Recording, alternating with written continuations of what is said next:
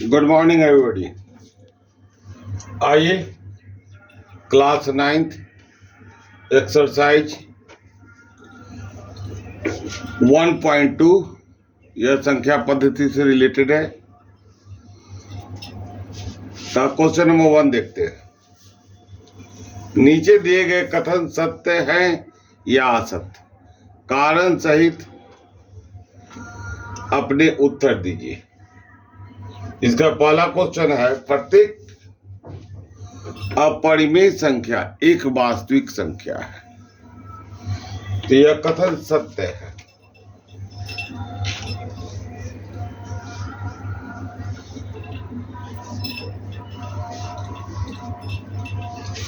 अब इसका कारण देना है, कारण की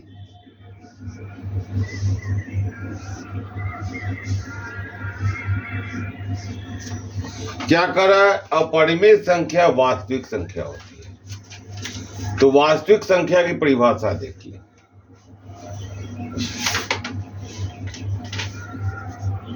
वास्तविक संख्याएं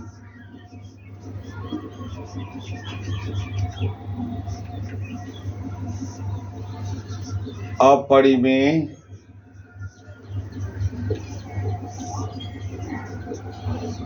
एवं परिमेय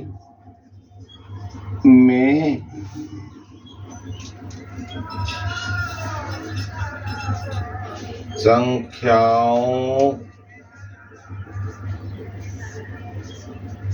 से मिलकर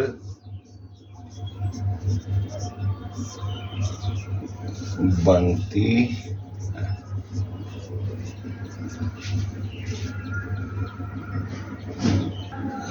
आइए क्वेश्चन 1 का ही सेकेंड पार्ट देखें, सेकेंड क्वेश्चन देखें। संख्या रेखा का प्रत्येक बिंदु m के रूप का होता है, √m के रूप का होता है, जहां m एक प्राकृतिक संख्या है। तो m के रूप का यहां थोड़ा सा गौर करेंगे। m प्राकृतिक संख्या है, तो प्राकृतिक संख्या 1 2 3 4 5 6, लेकिन √m के रूप में चाहिए। तो √ का m के रूप में नहीं होता है, यहाँ असत्य होगा।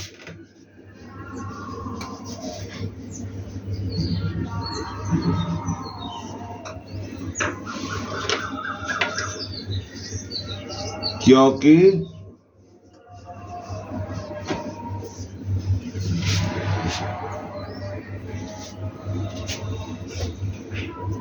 कोई भी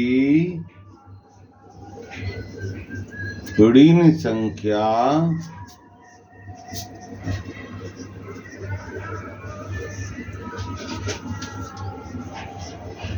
प्राकृत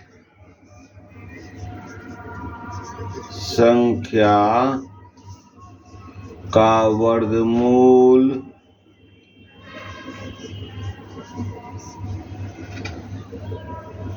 नहीं हो सकती।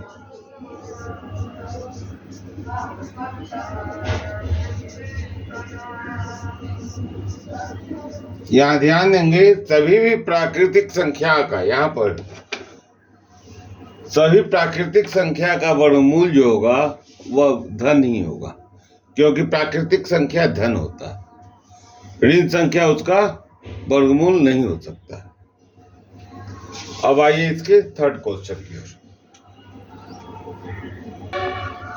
आइए थर्ड क्वेश्चन को देखते हैं। प्रत्येक वास्तविक संख्या एक अपरिमेय संख्या होती है, तो यह असत्य है।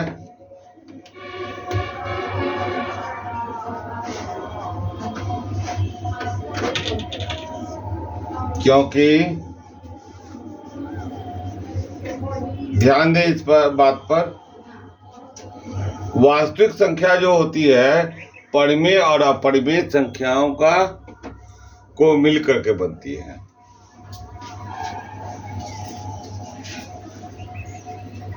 वास्तविक संख्या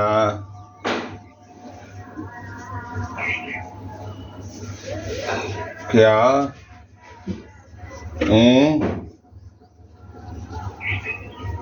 परिमेय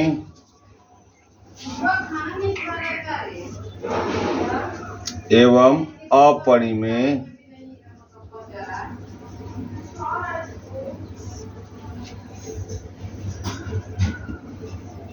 संख्याओं की समूह होती।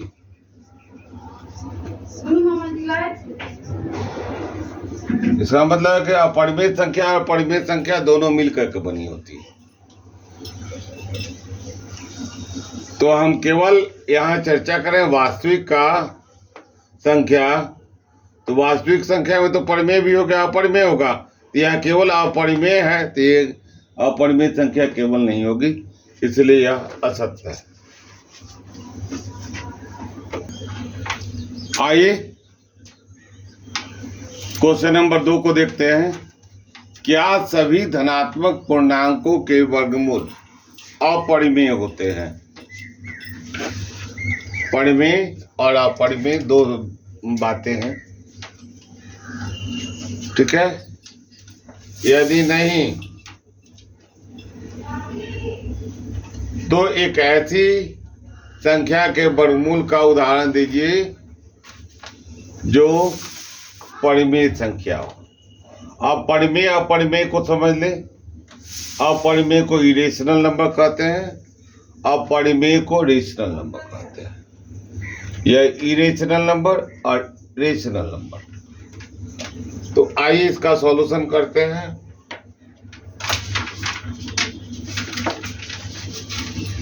तो लिखा हुआ है, क्या सभी धनात्मक पूर्णांकों के वर्गमूल अपरिमेय होते हैं?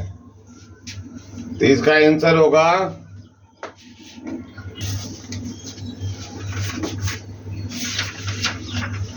नहीं, सभी धनात्मक पूर्णांकों के वर्गमूल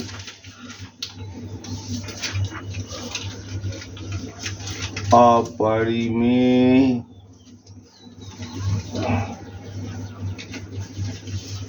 नहीं होता।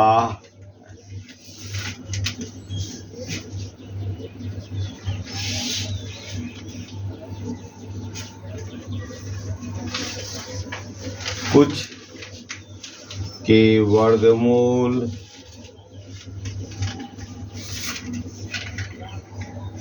परिमेय भी होता है। उदाहरण,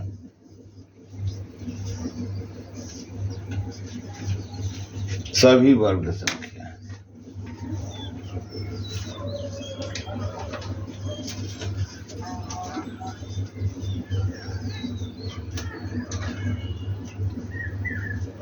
सभी वर्ग संख्याएं जैसे आप देखिए, 1 का वर्गमूल 1 होता है, 2 का वर्गमूल अपरिमेय होता है। लेकिन यहाँ 4 का देख लें, 2 होता है, 9 का देख लें 3 होता है, 16 का देख लें 4 होता है। तो देखिए ये सभी संख्याएं जो हैं 1, 4, 9, 16 वर्ग संख्याएं।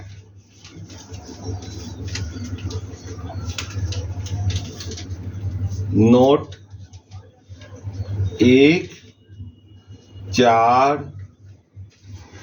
9, 16 डॉट डॉट डॉट वर्ग संख्याएं, पूर्ण वर्ग संख्याएं।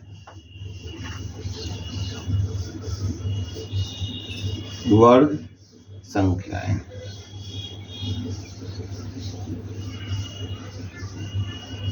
यहाँ पर सभी वर्ग के जगह पर पूर्ण वर्ग कर देंगे तो ज्यादा अच्छा रहेगा।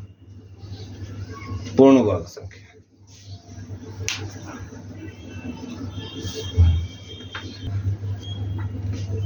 ये क्वेश्चन है, दिखाई कि संख्या रेखा पर √5 को किस प्रकार निरूपित किया जा सकता है। यह क्वेश्चन 3rd है, चैप्टर वही है। तो सबसे पहले हम एक संख्या रेखा बनाते हैं। तो नेचुरल है कि संख्या रेखा को पर हम एक लाइन ड्रॉ करेंगे कॉपी पर। यह बोर्ड है लेकिन आपके लिए कॉपी होनी चाहिए, और उसका कहीं ना कहीं 0 होगा संख्या रेखा में। 1 2 3 4 5 6। इसको हम नोट कर देंगे। 0 1 2 3 4 5 6। इधर की संख्या -1 होगी।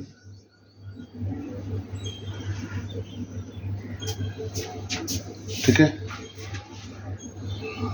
अब हमें क्या करना है, √5 को बनाना है। तो हम लोग ध्यान दें, मैथमेटिकल या कैलकुलेशन में लिख सकते हैं √5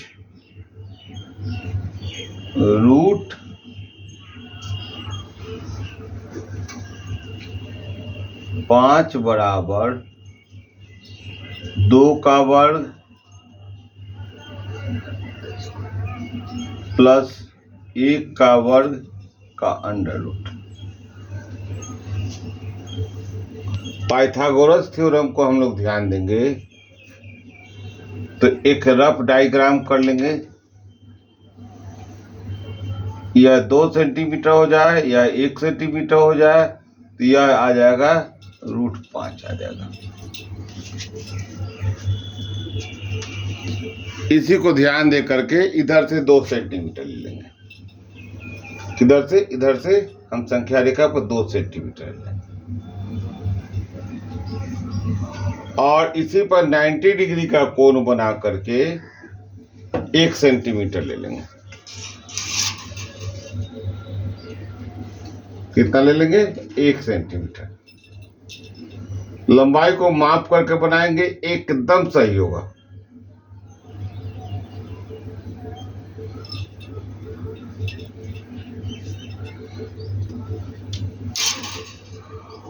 उसके बाद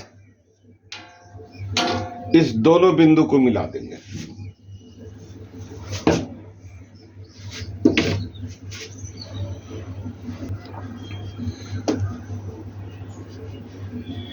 यह जो 1 सेंटीमीटर का था, इसको और इसको हम लोग मिला देंगे। मिलाने के बाद यहां से लेकर के एक चाप खींचेंगे, ठीक इसी लंबाई का, और उसको हम लोग कंपास की सहायता से डाउनवर्ड कर देंगे।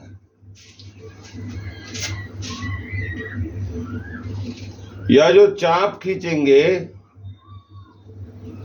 और उसको हम लोग खींच देंगे, यही जो लंबाई होगी यहां से यहां की,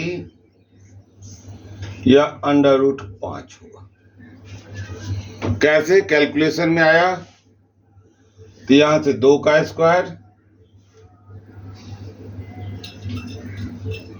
प्लस 1 का स्क्वायर, यहां से 2 इकाई लिया है और यहां से 1 इकाई लिए, तो 2 का स्क्वायर, और यह वर्गमूल में होता है किससे?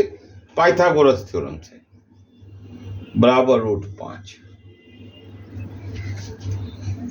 2 का स्क्वायर 4 हुआ और 1 का स्क्वायर 1 हुआ। अब जो काम किए हैं इसी को आप लोग लिख देंगे, रचना के चरण।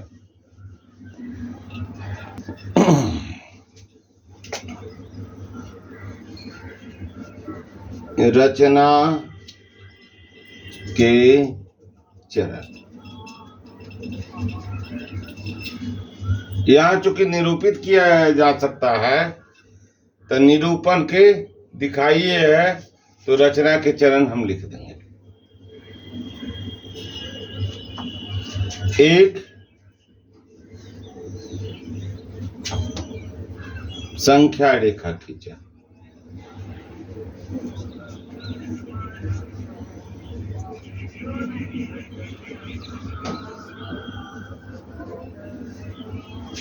पहला काम यह क्या किया आपने, संख्या रेखा खींचा।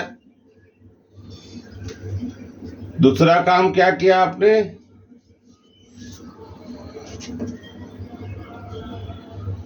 दो इकाई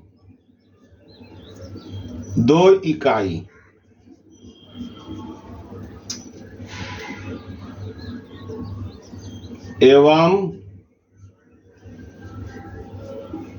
संख्या रेखा के लंबवत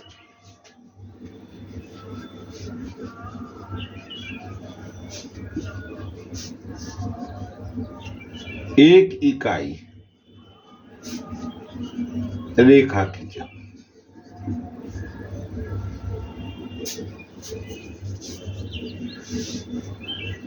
इकाई में आप इंच भी ले सकते हैं, सेंटीमीटर भी ले सकते हैं।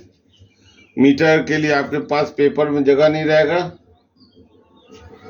ठीक है, तो सेंटीमीटर ही लेंगे तो अच्छा रहेगा। अब तीसरा काम किए, ध्यान रखिए, संख्या रेखा के लंबवत एक इकाई रेखा खींचा। हम नाम दे देते हैं, इसका नाम रख देते हैं O A B। इसको हम लोग व्यक्त कर देंगे, और यह रेखा हो गया C। तो OC लंब AB, ठीक है। खींचा दो जगह हो गया, एक जगह कर दे, खींचा। इसको जरूर व्यक्त करके लिख देंगे। तीसरा चरण है आपको कि OB मिलाया, OB को मिलाया,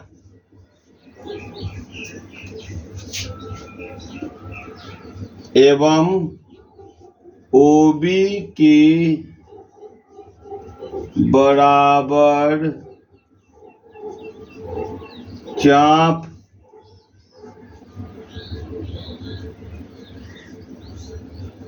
खींचकर संख्या रेखा पर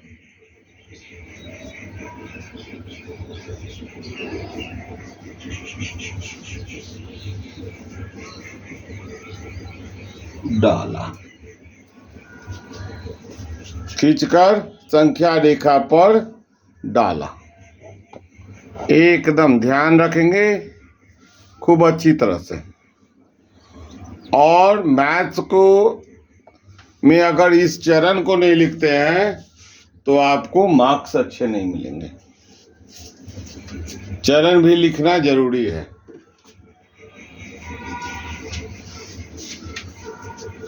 ठीक है, अब हम लोग आगे इसका नामांकन कर देंगे। तो इसका नामांकन क्या हो गया, सी। इसको जरूर नोट कर देंगे।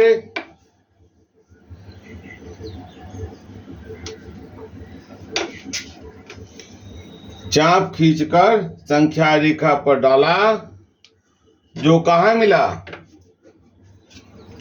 जो सी पर मिला। बिंदु को के साथ कर दे, बिंदु सी पर मिला, सी पर मिला, बिंदु सी पर मिला। ठीक है। अब है चौथा, OC बराबर √5। चूंकि पाइथागोरस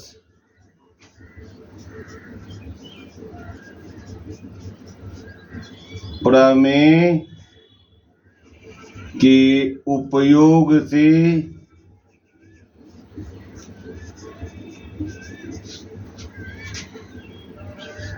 OB बराबर √2 का स्क्वायर प्लस 1 का स्क्वायर √4 का प्लस 1 √5।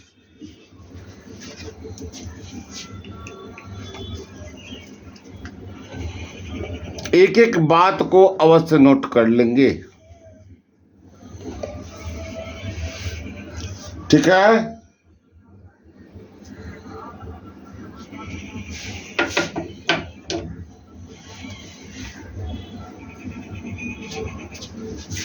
तो अब हम विदा लेते हैं। अगर चैनल को सब्सक्राइब नहीं किए हैं तो कर लीजिए, दोस्तों को भी बतला दीजिए कि इसमें पूरा मैथ्स पूरे स्टेप वाइज मिलेंगे, लंबवत में ऐसे हलंत लेगा। तो फिर मिलेंगे अगले वीडियो में। जय हिंद।